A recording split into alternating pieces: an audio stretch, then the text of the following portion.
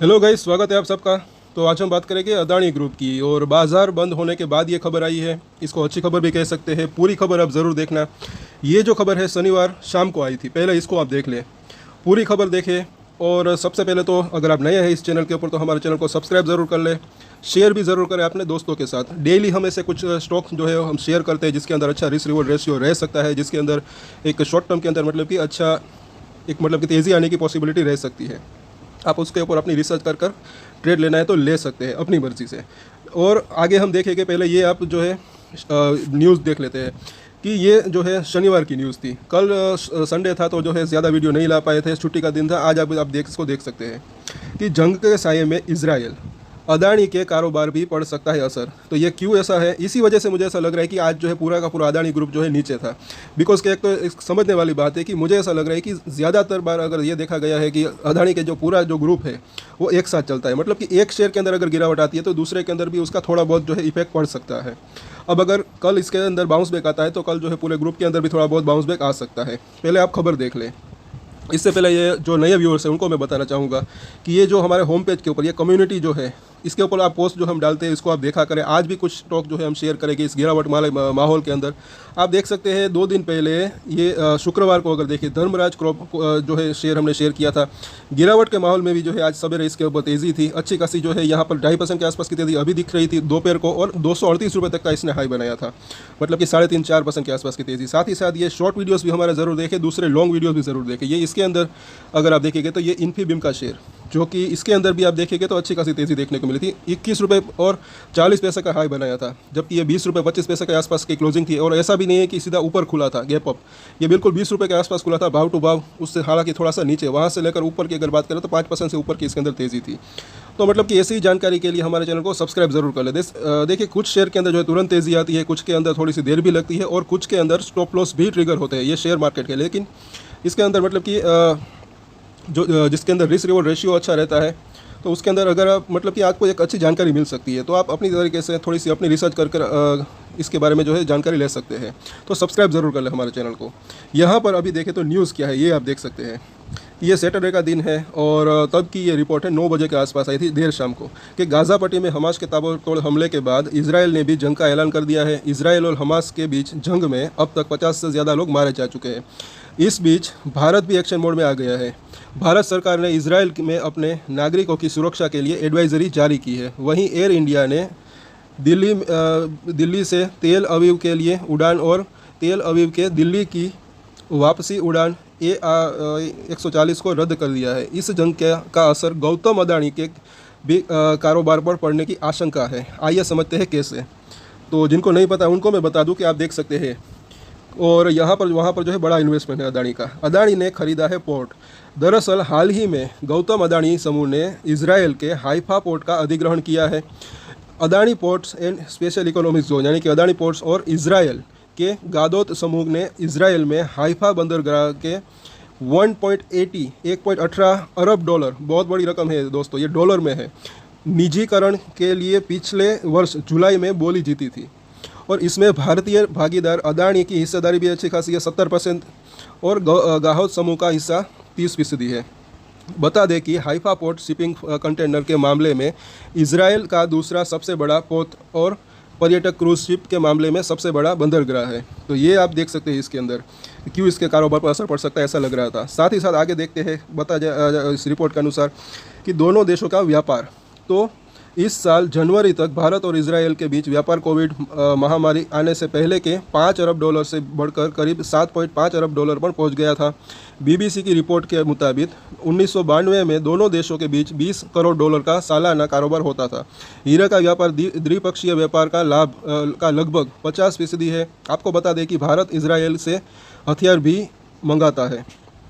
आगे देखते हैं कि कितने भारतीय नागरिक, तो भारतीय दूतावास की वेबसाइट पर दिए गए विवरण के मुताबिक इजराइल में लगभग 18,000 भारतीय नागरिक हैं, जिनमें मुख्य रूप से इजरायली बुजुर्गों, हीरा व्यापारियों, आईटी पेशेवरों और छात्रों की देखभाल करने के लिए नियुक्त लोग शामिल हैं।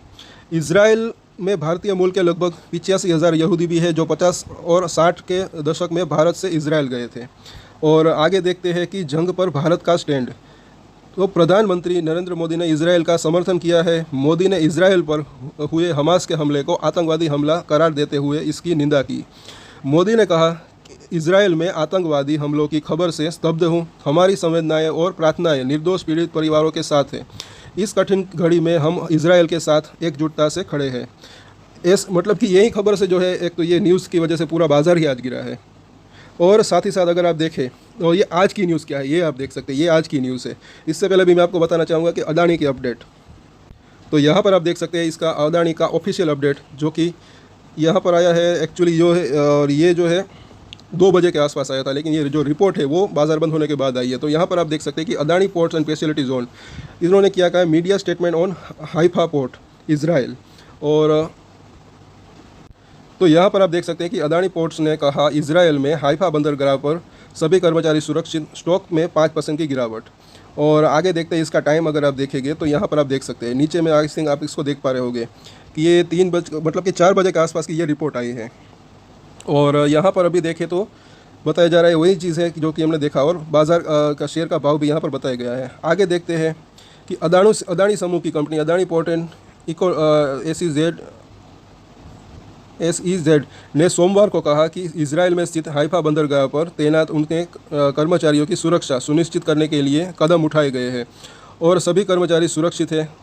फ़लस्तीन के गाज़ा पट्टी के इलाके पर नियंत्रण रखने वाले समूह हमास ने इजराइल के दक्षिणी इलाकों पर शनिवार को ज़मीनी एवं हवाई हमले कर दिए, और इसके बाद ही समूचे इलाके में तनाव की स्थिति बनी हुई है।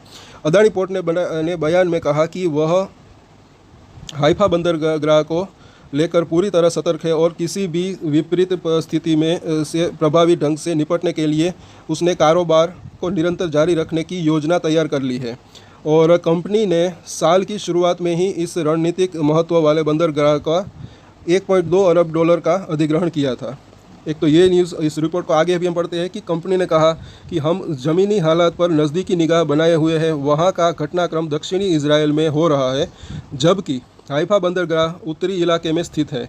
Adani ports and SEZ limited ने बयान में कहा कि हमने अपने कर्मचारियों की सुरक्षा सुनिश्चित करने के लिए कदम उठाए हैं और वे सभी सुरक्षित हैं। बयान के मुताबिक अदानी पोर्ट एंड SEZ के कुल कारोबार में हाइफा बंदरगाह की हिस्सेदारी महज 3% ही है, और चालू वित्त वर्ष के पहले 6 महीनों में कंपनी का कुल लदान 20.3 करोड़ टन था, जिसमें हाइफा की हिस्सेदारी 60 लाख टन रही। और इसके साथ ही कंपनी ने अपना कारोबारी प्रदर्शन कायम रखने को लेकर पूरा भरोसा जताया है। और तो इससे मतलब कि ऐसा हो सकता है कि सेंटिमेंटल जो इफेक्ट पड़ सकता है, क्योंकि ये अदानी ने खुद कहा है कि उसके कारोबार पे ज़्यादा इफेक्ट जो है नहीं पड़ सकता शायद अभी अगर देखें तो।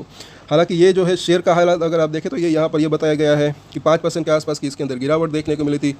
और कल के दिन अब देखना बनता है, साथ ही साथ अब US मार्केट जो है वो कैसे आज शाम को बिहेव करते हैं वो जो है काफ़ी देखना बनता है। आज देर शाम को कहाँ पर इसकी क्लोजिंग होती है। अभी फ्यूचर की बात करें तो थोड़ा सा माइनस में दिखाई दे रहा है, लेकिन अगर सुधरता है शाम को तो जो है कल अब हमारे मार्केट में भी जो है बाउंस बैक आ सकता है। अदरवाइज थोड़ा सा और भी मतलब कि एक या तो रेंज बाउंड या फिर निफ्टी की अगर बात करें, अब नेक्स्ट इसका सपोर्ट अगर देखें तो 19,450 का जोन, उसके बाद देखें 19,400, एक तो ये 19,400 से लेकर 450, 400 और उसके बाद 300 तक के जो है यहाँ पर ये तीनों के तीनों जो है सपोर्ट है, 19,450, 19,400 और 19,300। फिलहाल देखें तो ऐसा लग रहा है कि कल के दिन बाजार संभल सकता है। अब देखना बनता है कि US मार्केट कैसा बिहेव करते हैं, और क्रूड ऑयल के प्राइस जो है उसके ऊपर भी जो है आप अपनी निगरानी रख सकते हैं, क्योंकि क्रूड ऑयल के प्राइस अगर ज़्यादा बढ़ेंगे तो जो है थोड़ा सा नेगेटिव इंपैक्ट पड़ सकता है। और आज के वीडियो में इतना ही। अगर अच्छा लगा तो लाइक ज़रूर करें, शेयर करें और हमारे चैनल को सब्सक्राइब कर लें, और दूसरे वीडियोस भी ज़रूर देखें, कम्युनिटी पोस्ट भी आप ज़रूर देखें, सब्सक्राइब किए बगैर न हो जाए दोस्तों। और एक स्टैंडर्ड डिस्क्लेमर जो कि मैं हमेशा देता हूँ, कोई भी ट्रेड ले उससे पहले अपनी रिसर्च करें, अपने फाइनेंशियल एडवाइजर की सलाह ले, उसके बाद ही कोई डिसीजन ले, और डिसीजन ले तो उसकी जिम्मेदारी मैच्योरिटी के साथ खुद ही ले। ये वीडियो मैंने एजुकेशन पर्पज़ के लिए बनाया, मेरी तरफ से कोई भी बाय या सेल का रिकमेंडेशन नहीं है। Thank you.